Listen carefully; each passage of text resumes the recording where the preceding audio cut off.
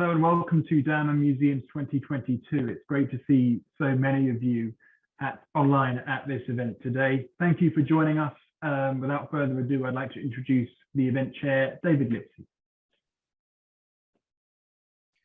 Well, Tom, thanks so much. I appreciate the chance to be here and to open a couple of very exciting days.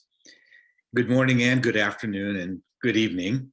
How delightful that the new Webb telescope in the skies high above us would have to train its shimmering eyes around the world to see us all.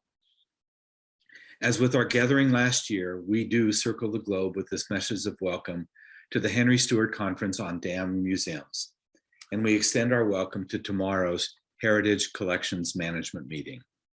This is our second dedicated conference for museums and allied communities. We come together as neighbors in many, many missions, as enablers in making digital help us be better neighbors, and is just the fact with digital, with relationships that reach far past those who can cross our doors. For those of you we've had a chance to meet and interact with over the years and in the year to come, and the building block knowledge of DAM at museums that you helped us to learn, welcome back. For the many hundreds of you who are joining a Henry Stewart event for the first time, we're delighted that you are here. The idea of community reminds us of the many peoples who have lived here and celebrated here before us. The happenstance of my presence in the riparian forests along the Potomac River were preceded by the happenstance of the Nacotchtank Indians, an indigenous Algonquin people here in the Washington, D.C. area. We know that inclusion and knowledge and neighbors through generations and distance dates long before us, and we honor this. What brings us to this wayfaring moment? Is it the knowledge that content works with the velocity and potential that our communities now expect of our institution? Is it the kaleidoscope eyes that take the unceasing myriad of digital assets and turn and wonder at art, at performance, or in the quiet solitude of a library or an archive? Is it the need to bring the first generation of DAM into our institutions, or to upgrade dated software that's long outlived its well-meaning intentions, or a specific project on return and repatriation, or for a new website, or solidifying the economic ground of our institutions by e-commerce and by harnessing easily accessible mass personalization licensing of what we own through Zazzle or something fun. DAM takes part in all of these conversations.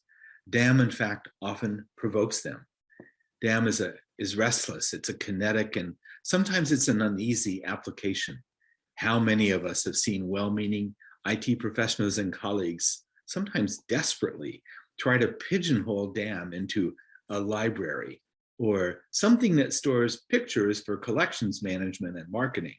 Well, of course, DAM does those things. A payroll system cuts checks too, but that does not mean that the role of accounting is to cut payroll checks. We certainly like those checks, and we like finding pictures too. But these many years into DAM, we are, like accounting and even electricity, an enterprise-grade layer of core, critical infrastructure. The world our employees and visitors live in, the world we live in, relies intimately on the digital currency that digital assets represent. We know sometimes it's a long, slow, painful, imperfect journey from these words to the CFO's, I might add, digital pen. And that's part of our purpose here, to acknowledge that this can be hard, to acknowledge that the talent assembled here today often knows much more about why DAM, why data, why open modern collections management systems, and why connectivity are important than many of our peers. We have an educational role. We're here optimistically to give you insights and confidence and anecdotes so that tomorrow these conversations are maybe, just maybe, a little easier. We're kind of comrades in digital arms, and with the tools here, we hope that you will connect and say hello to many friends and make new ones. We want to shorten the journey from operational DAM, okay, cue the lyrics, everybody's doing it, to DAM in digital and operational leadership. Starting with last year's museum conference and through a remarkable webinar earlier last month, Henry Stewart has brought together easily more than 10,000 professionals from around the world to educational events. The unequaled educational opportunities here at Henry Stewart, in the professional education program at Rutgers, in the master's degree at King's College, the infographics produced last semester by more than 140 undergraduates taking the DAM class taught by Dr. Reem El Asala at Ryerson University in Toronto. Wait, no, I did not misspeak. Let's pause. Will all those who took DAM as a senior in their undergraduate program please stand up? Well, I guess if we were in London or New York together, that would be fun, and I know we really can't do that. But yes, we are at a point amongst ourselves as professionals and welcoming participants, finally able to participate in just terrific educational programs. We're able to arrange this for our employees, and we're able to start requiring this of our prospective employees. There's much more to come, but our field is on a marked journey of credentialing and credibility. More than 2,000 museums, library, archive, gallery, and industry professionals are registered here today. We light up a really big globe with more than 52 countries represented. We, but you, us, are the world's largest event ever devoted to museums and DAM, and actually any kind of DAM ever. Our day together will touch on almost every imaginable aspect of museum, library, gallery, and archive operations. We shouldn't really be surprised. DAM's long been on the road to becoming ubiquitous, and we're nearing that point, and COVID has been, as we've commented, an intensive accelerator of this, where GLAM operations without DAM will be the exception and not the rule. As we meet, we thank the unwavering help from all of the Henry Stewart staff, which by any gauge I know is one of the most collaborative teams imaginable to ever work with. DAM has its everyday chores, just like about everything, but unlike many things, DAM can always have a wink and a nod to a persistence of curiosity. In this week's New Yorker, the fascinating article about Ford's electric pickup trucks noted that the product lead, Evie Farley, thinks, and I quote, Ford's future products are going to be like digital vehicles. Instead of depreciating from the moment you drive your new purchase off the lot, the product will get better every day with regular software updates, allowing Ford to enjoy the kind of connected relationship with its customers that tech and gaming companies have. And he concludes, but how easy will this be? Question mark. I read this, we read this, and we think, hey, new uses for DAM. If we were meeting together in Las Vegas and I won the lottery, I would take everyone to the bass hologram performance of Whitney Houston live at Harrah's. If you've not watched it, take a look at the bass hologram trailers and just think, look at all those digital assets that never existed before.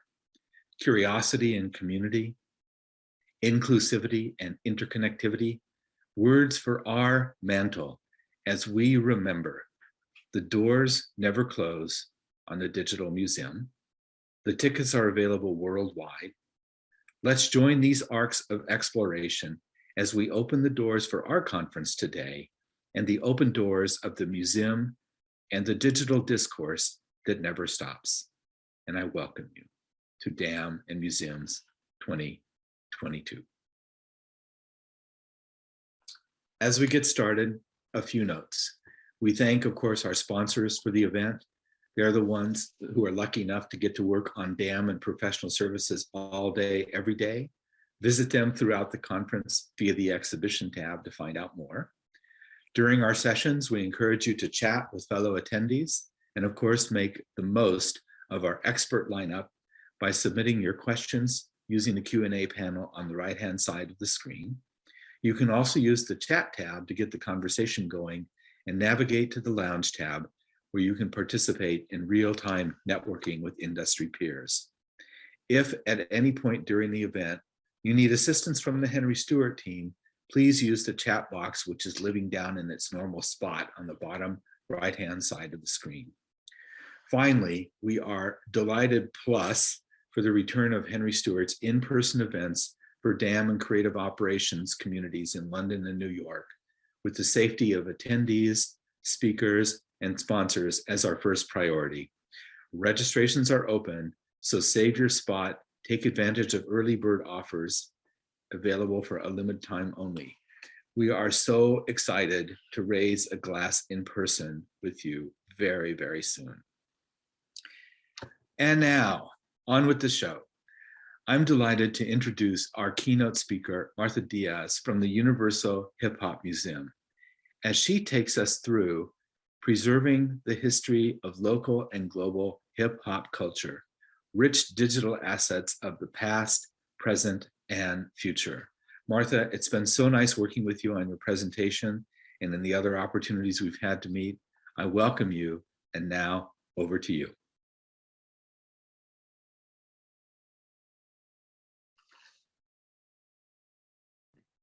Hello, let me get set up here. Thank you, David. Thank you, everyone at Henry Stewart for making this possible. And thank you to the Universal Hip Hop Museum for trusting me to tell our story. Good morning, good evening, good afternoon, good evening to all who are joining us today.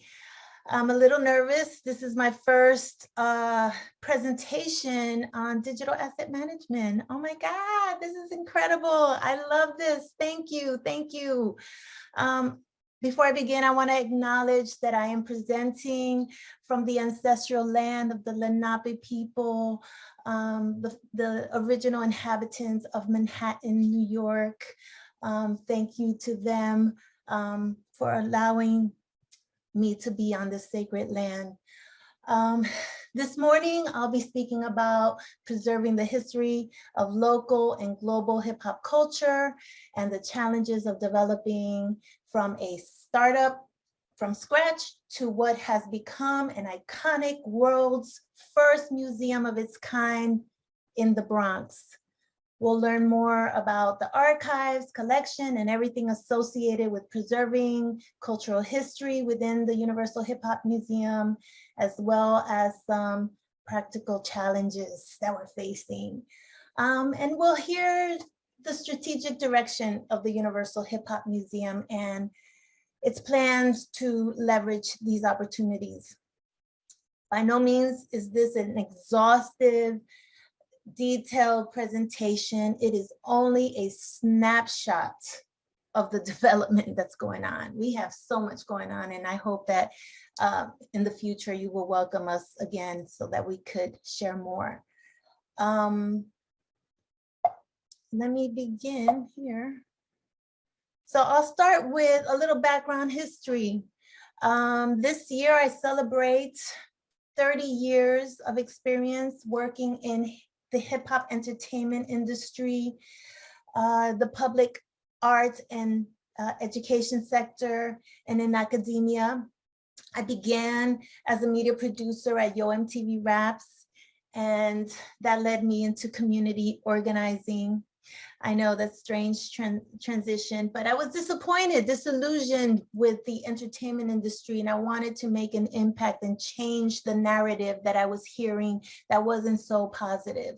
It wasn't representing the culture that I loved and grew up with. I became an educator, a curator, And for the purpose of this presentation, I'm going to focus on my archiving experience, which began as a graduate student at NYU. Excuse me. I founded the Hip Hop Education Center as a way to document and evaluate the impact we were making in the classroom and the community through hip hop education. Back then, it was a fledgling field, only 10 years old, although education is baked in hip hop culture. But we didn't have a center dedicated to researching hip hop. And so as a graduate student, I developed the center with my mentor, Dr. Pedro Noguera.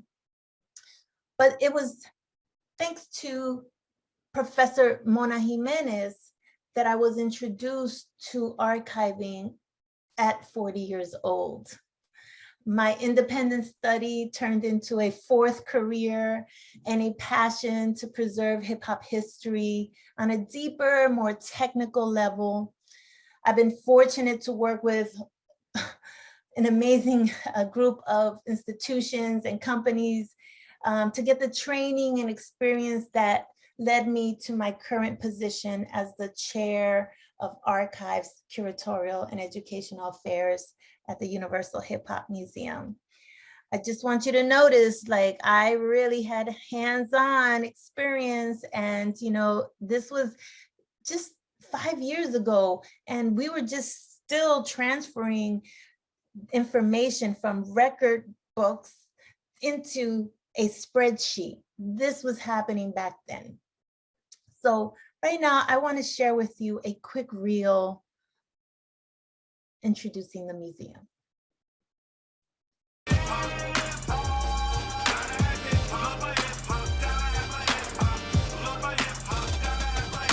The museum creates permanence, and that's what everybody understands about the Universal Hip Hop Museum, is that it cements their legacy so that future generations will be able to see and understand what they contributed, the people who contributed, the events that happened, the places that were so special to everybody. All that becomes part of a record to understand how this culture was so influential and became so popular to so many people around the world. I don't think words can really express how important this is. Especially, it's not even really about this moment. It's about 200-300 years from now, and what it's going to mean for people that remember all of this.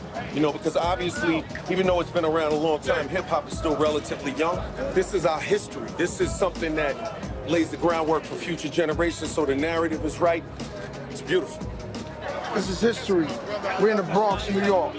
This is history for the people. The most importance to me is the acknowledgement of the people who paved the way for us.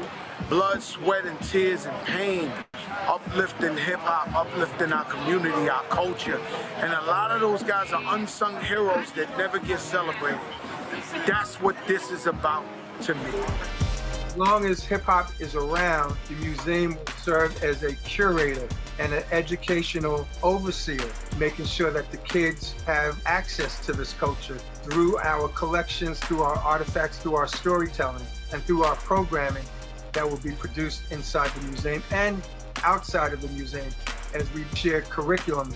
We're creating something that people will feel like they're walking into a new dimension, a new type of museum experience. And that's what we're building at the Bronx Point.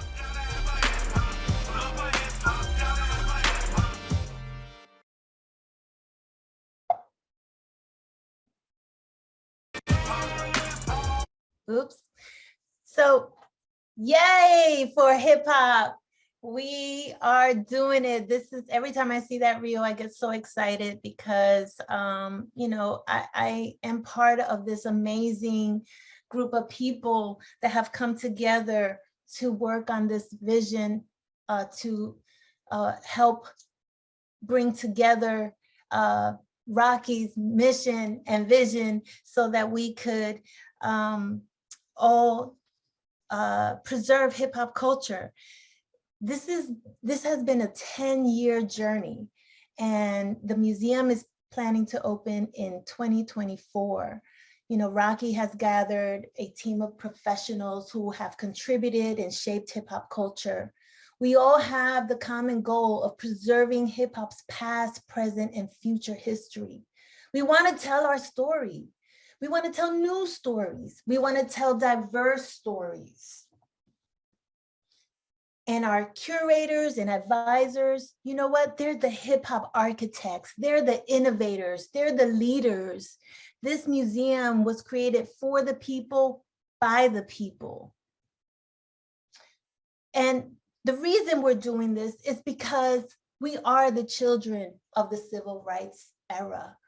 And we have witnessed abject poverty, poor education, unemployment, income and wealth gap, inadequate housing and healthcare, pollution and environmental injustice, food insecurity, police violence, the imprisoned industrial complex, draconian laws, gerrymandering, voter suppression, displacement, exclusion, and segregation. I needed to name all of those things because we live with this every day.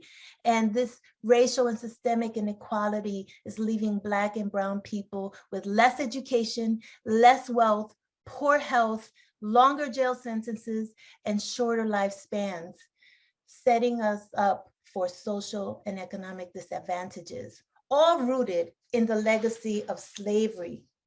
But that's not the end of our story or the beginning. See, hip hop culture was started in 1973, in the 70s, let's just say, because we're finding out that hip hop was started way before, in the late 60s. And, you know, this group of teenagers mostly decided that they were going to take matters into their own hands. They were going to take an appliance and make it into an instrument. They were going to take linoleum floors and make it their dance floor. They were going to make music differently with drum machines and technology. And they were going to rap about the stories from our communities. We had a different style of visual art, a different style of fashion. And we did this all on our own. And today we have changed communities. We now have a hip hop boulevard where Kool Herc and his sister Cindy Campbell had that infamous community party, back to school party, where everyone points to as the landmark event that started hip hop. And we changed television with Video Music Box. We are creating our own schools, like the High School for Recording Arts. And we have we're hip hop diplomats addressing conflict resolutions and peacekeeping around the world. And like Jay-Z said, I am not a businessman. I'm a businessman. So we have moguls, we have billionaires now, and they are transforming the VC world, the tech world. It's Hip Hop Valley. So when did hip hop get a collection, the first collection? Well, in 1999, the Schomburg decided to create the first collection in their special collection. And 20 years later, we have the first real hip hop museum. But in 1999, when the Schomburg Center started their archive, no one really knew about it. But it was 2002 when the Hip Hop Archive at Harvard University, started by Dr. Marcelina Morgan, is when we started to get noticed and people started to understand the importance of preserving the culture. And in 2006, the National Museum of American History decided to start their hip hop collection. And then in 2007, Cornell launched their collection, thanks to Johann Kugelberg, who donated the first collection, and it became the largest hip hop collection in a few short years. But in 2019, something amazing happened. 2 hip hop museums launch at the same time in December, the first week of December. The Museum of Graffiti, which is down in Miami, and the Universal Hip Hop Museum in the Bronx. This was the game changer that changed everything. So why? Well, we have taken everything that we learn from museums and are creating a different type of museum, one that is filled with educational programming from the moment you walk in to after you leave and go home. You will be educated. We were conscientious of having young people help us design and shape the museum. And so we teamed up with the Hip Hop Architect Camp to do some designing sessions early on in the making of the museum. And then we teamed up with the Hip Hop Education Center to conduct research on timelines and develop some community programming and curriculum. And most recently, we teamed up with Dr. Stefan Alexander and the Simons Foundation to create a Hip Hop and Science Academy that will live within the museum. These are some of our partners. Of course, we got to work with Cornell. They have the largest hip hop archive. So we want to share, our assets, and we want to learn from them. And thank God for Catherine Reagan, who's been one of my mentors, helping me along the way. Shout out to her and Ben Ortiz. So as you can see, even though we haven't opened, we have a temporary space at the Bronx Terminal Market where we invite schools and organizations to bring young people to learn about hip hop in an immersive way, hands-on learning. And here are some of our images. We're also showing them the permanent space across the street. So they not only spend time with us inside the museum, we take them to see how the museum is being developed right in their community. Early on, we teamed up with MIT and Microsoft to create a different type of learning, a type of learning that is more accessible and fun for young people. We decided to create breakbeat narratives as a way to start a conversation around the hip hop history. And so this is our first iteration. It was a huge success. It was like, taking a survey, learning about hip hop, and getting a playlist emailed to you after you were done. That partnership led to an expanded partnership with Microsoft, who became our technological partner. And they're providing us with a framework so that we can enhance the visitor experience, so that we can ticket and fundraise better and collaborate with each other and with outside partners.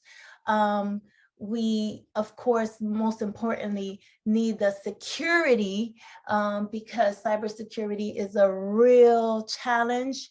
And so we wanted to make sure that we have safety and security intact. And of course, the cloud to back up all of our material and assets. But we needed, most importantly, to develop a digital asset management system. And with this management system, we wanted to have the capabilities to manage, discover, trade, and engage. We needed a management system that allowed us to import, harvest, store, organize, and associate assets. We need advanced tools to support the enhancement of collection data and support both human and machine-based discovery. And of course, we needed to enable frictionless commerce so we could trade information with other institutions and distribute licensed content. We need management and social media features that allow us to publish and share collections collection-related content for entertainment, education, and research. So this dam allows us to do all of that and prepare for exhibitions in both virtual and physical spaces, allows us to connect our curriculum and research projects to the archives, and create galleries for exhibition preparation. So it was important that we were able to, crop images in real time and search for collections. If we wanted to look for a collection of all the women in our database, we would be able to filter and search easily. And, the museum has a partnership with the Education Center where we are trying to embolden and empower women in hip hop through our Fresh, Bold, and So Deaf initiative. And so this has been such an amazing tool for us to create a timeline for women in hip hop.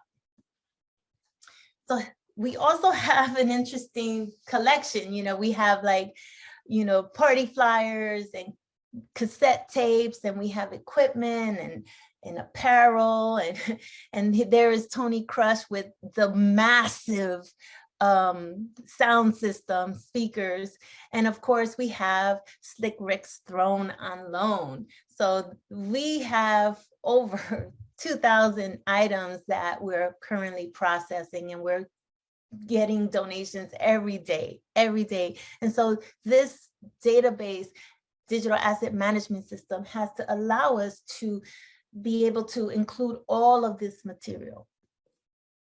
We also want to preserve all of our business documents. So from fundraiser plans to exhibition planning to our merch, social media posts, flyers, and even some awards that we're winning. This is on the left side, I hope is your left, there's a sketch of Pete Nice's layout for the exhibit. We needed to save that because, he is showing us the development of how we create exhibitions, which serves as an educational tool for future archivists and future curators. So some of the challenges we're having. Well, some of the challenges, and it's not really a challenge, it's really understanding hip hop culture. And because I'm a hip hop archivist, I know the nuances of the culture. And so someone like Calvin Cortazar Brodus Jr., also known as Snoop Dogg, the Dog, has also other aliases like Snoop Dogg and Snoop Lion and Dogfather and Snoop Rock and DJ Snoopadelic and Snoopzilla.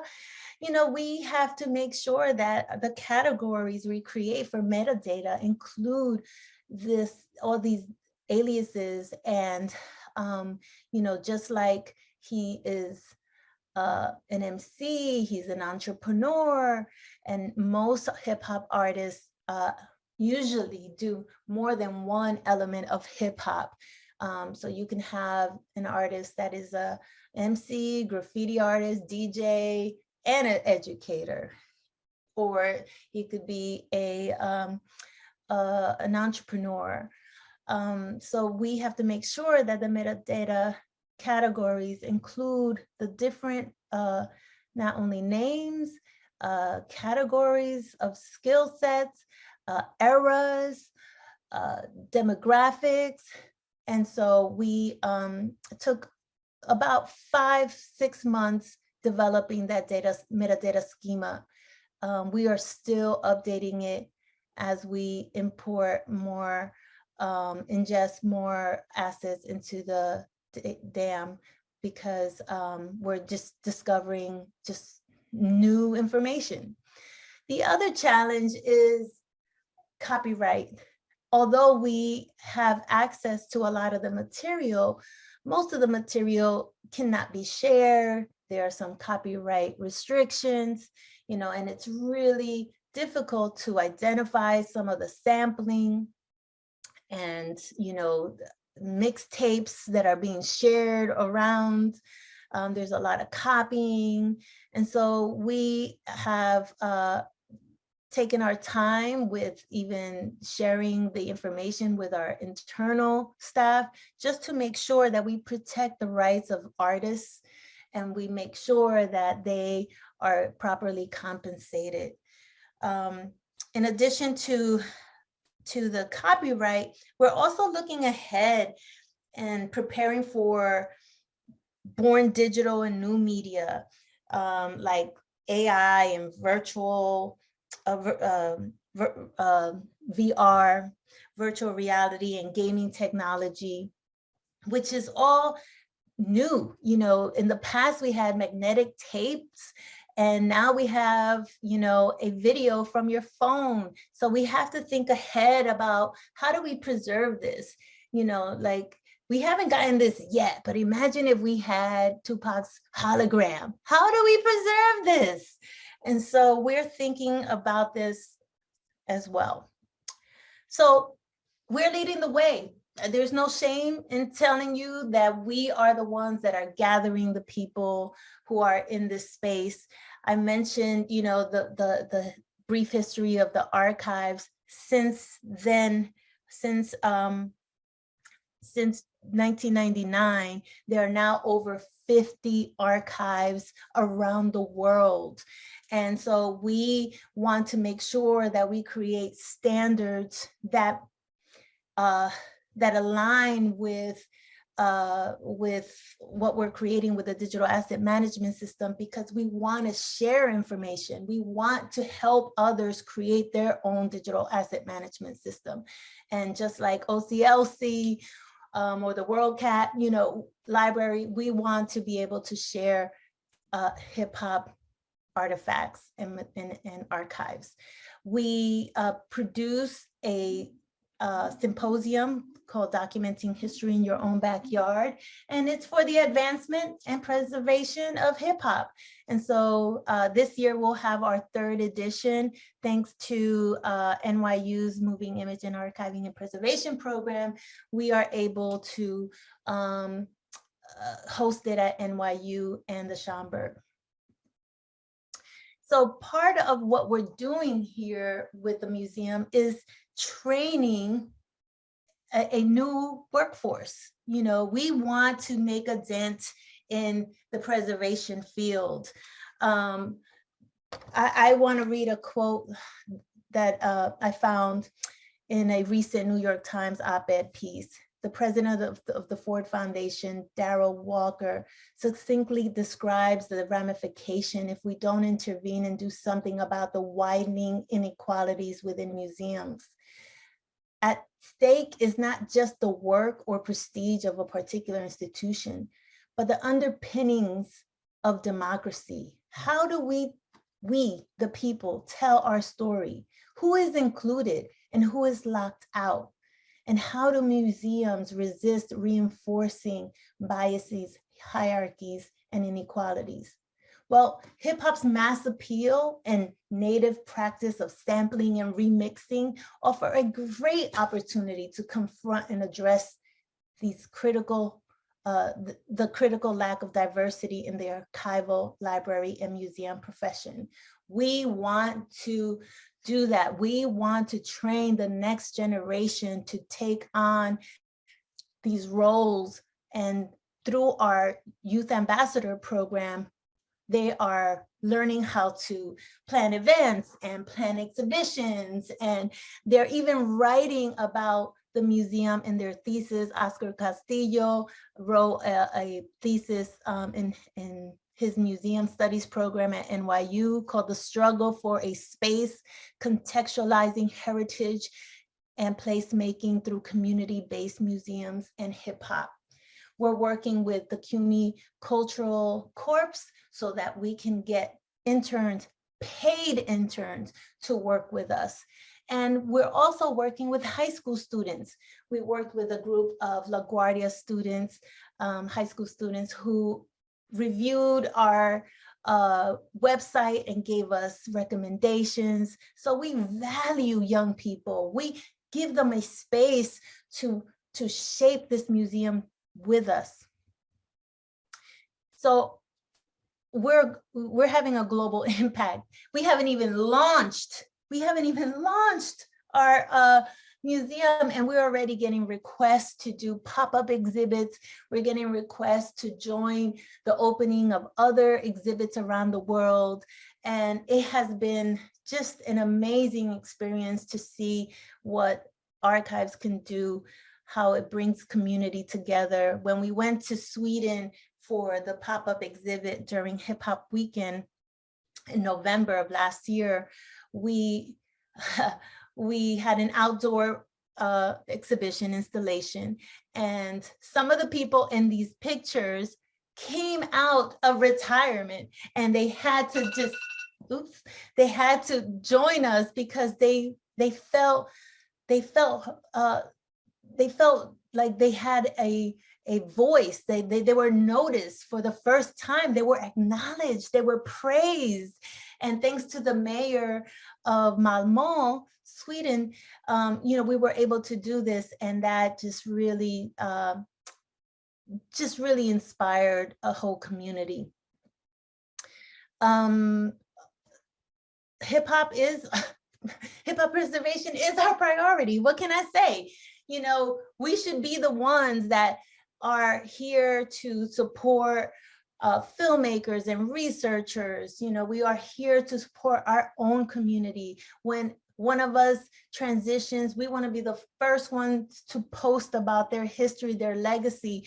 We want to continue to educate people through social media.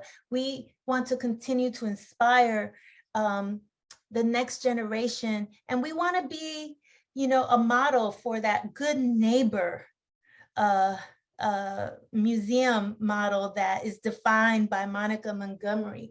We want to be the ones to not only change our community through not only technology, but we want to beautify the neighborhood. We want this to be a destination where people come to visit. When they come to New York, they gotta stop in the Bronx. And we are creating this space, and it's our technology that will allow us to share this information and all of our history around the world when people can join us. So this is my presentation for now. We hope you will join us in 2024, both virtually and in person. And now I welcome some questions and comments. Thank you very much. Martha, that was so terrific. And I think there's a few hundred people who have signed up on chat on the conference who are organizing a bus trip to New York City as we speak. Yes, come. I welcome you with open arms. We know that, and I think the community knows that. Unfortunately, our time today does not permit any live questions, but many questions have come in, and we thank all of you who have sent those along. These questions will be given to Martha, who will have the opportunity to engage with you. The questions don't go away even though the session's over. So Martha will have a few minutes, later this morning, depending on what she wants to do, or later today, to answer the questions. Martha, it's been great to see what happens when a museum does not have to undo what's been done in the past and can bring innovation, community, and purposefulness to an institution being created, and affirm that in its digital insides. And we will delight in hearing how the journey continues to unfold. And on that note, thanks so much for your time today. That was terrific. Thank you, David, and thank you all who joined us today. Our next session will be from the American Museum of Natural History. Please be sure to check the community feeds and let other attendees know that you're online. And I'll be seeing you a little later in the morning. So thank you.